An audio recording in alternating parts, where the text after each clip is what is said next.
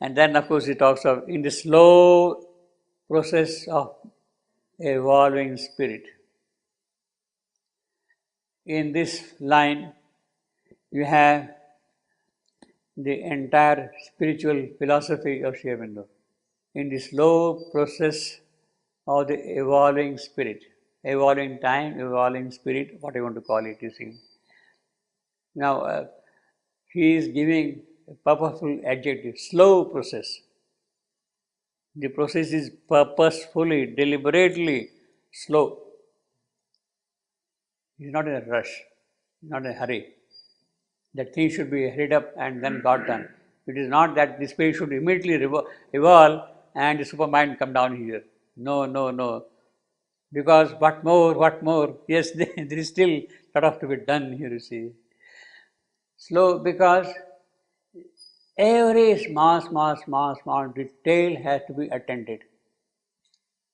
You can't say, yes, I have come here, I have gone there, I have gone there. No, but what about all these small things on the way? You have to attend to each and every small detail. Your mind is there, there are 1,000 nuances of mind with their aberrations.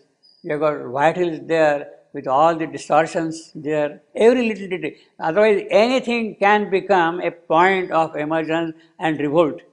You have to attend to that. You can't escape that. You can't escape it. The physical, every detail has to be attended to that, you see.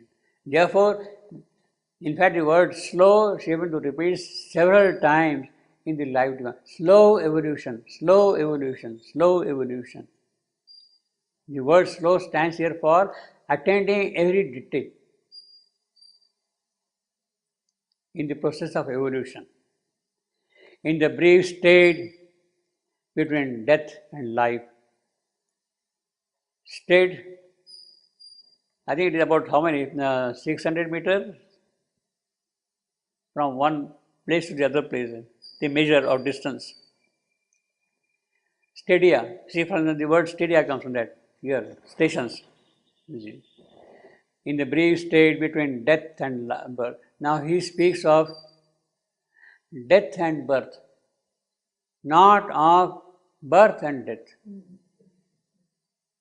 Not of birth and death, but death and birth. It is not for the purposes of poetry that the poet is saying death and birth. See, of course, poetically, if you say in the brief state between birth and death, it's very flat. Poetic is very flat. Between birth and death is too trivial, you see. So it is not for that purpose he is saying death and birth, to avoid that flatness. There is an occult significance behind death and birth. It means it's not on earth. It happens behind after the birth also. This is a long preparation. It's a long preparation, long observation to take birth. You die and you don't suddenly come back here. There is a long preparation of assimilation, of recapitulating all that you have experienced, and depending upon those things, where to take birth, how to take birth, etc., what you have to do next birth, everything is planned there. Yes. And then you come down here. But why does he say brief? It is not brief, it is straight long. It's long, yeah. It's longer than our life normally. It depends upon the person, how far he has evolved. But when he says brief, yeah, brief. Yeah, but it depends upon the person who has evolved. How long? If a person is very well evolved, then it's longer. It could be longer, depending upon the situations and all that. Because you would like to see the proper spot to come and take birth, proper place, proper parents, proper place, everything, proper thing. It could be long. A brief state, but death and birth. So, it's now this state, I mean, when the soul has come forward and you are merged, then the soul takes charge. After death. No? Yes. After yes. Death, so it assimilates all the experiences of life. It prepares for the next birth after proper peaceful rest. Exactly. But if the soul is not yet fully into the front, then other powers that guide the soul. The soul doesn't. No, there is no other power. It is he who decides. No, but if the soul is not. No, it is he. The soul. It is soul's prerogative. to decide. Yeah, but the soul I will decide where to take birth or not, when to take birth also. Yeah. See, it does not depend if the soul is conscious in the life. no, the soul is always conscious, but now it has assimilated all the experiences of life. It gathers, it reviews all those experiences. It kind of makes a resume of what has happened during the life, and then prepares itself for the next birth, depending upon the circumstances, the place, all those things. See, the soul knows it. Look, if you take birth, then you'll have to go to school. You'll have to, you have to pass examinations. You'll have to struggle. You'll have to participate in competitions, games, all those things. See, it kind of works out. All those figures out. All those things. See, and then it decides to come here. Actually, even after the birth, it is not that immediately the soul starts doing its work. It's not that. In fact, most often, first 30, 40, 50 years of life are a kind of a long preparation for the soul to begin its new true work. New true work, you see. Until then, nothing is happening practically, you see. In fact, it is in the later part of the life that the real things start coming out and gathering spiritual experiences, you see. Most of the cases. Of course, in the case of the yogis, accomplished people, it's a different matter. Any circumstance is enough for them to get going, you see. But mostly, it takes a long period of preparation, you see. You go through the school, you do all the worldly things, etc., accumulate experiences, gather circumstances, gather means, prepare yourself, foundations and all that thing, build up, and then your real work can start from that point onward. So that is the real precious thing, you see. So people who are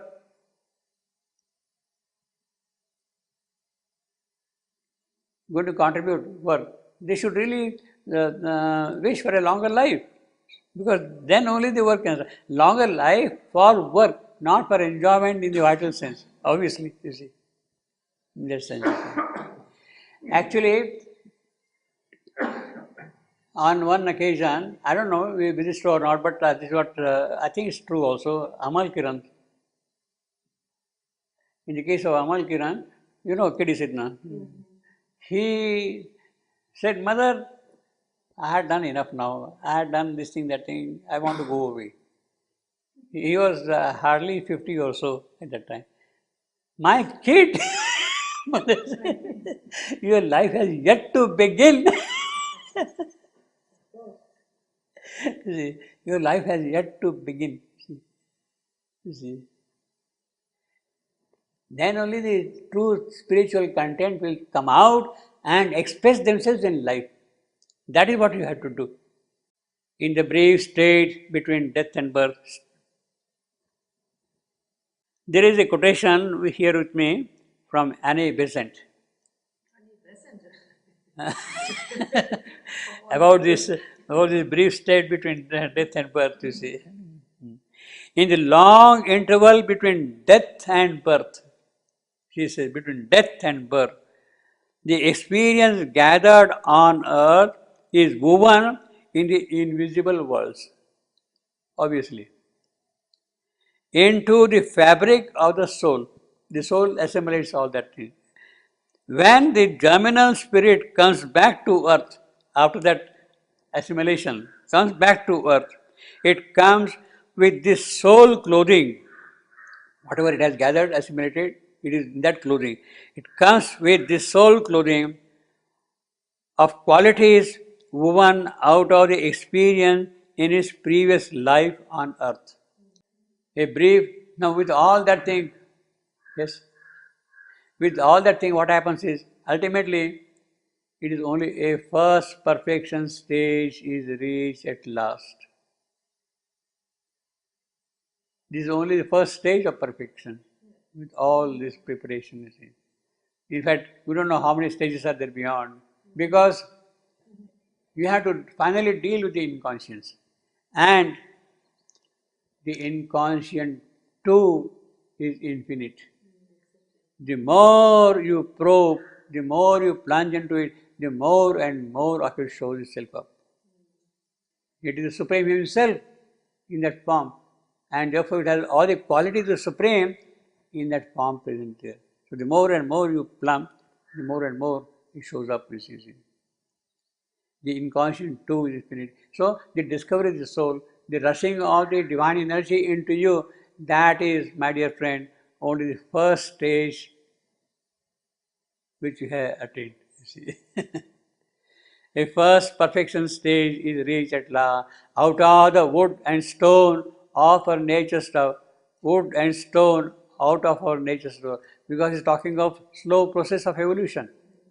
Slow process of evolution, therefore, wood and stone and nature stuff. A temple is shaped where the high gods could live. But finally, you have to build a temple, you have to build the capital of bliss where Jupiter himself can come and stay. You have to build a capital of bliss where the Jupiter himself can come and stay. A temple is shaped where the high gods could live. Even if the struggling world is left outside, one man's perfection still can save the world. So, it means that we need not do anything.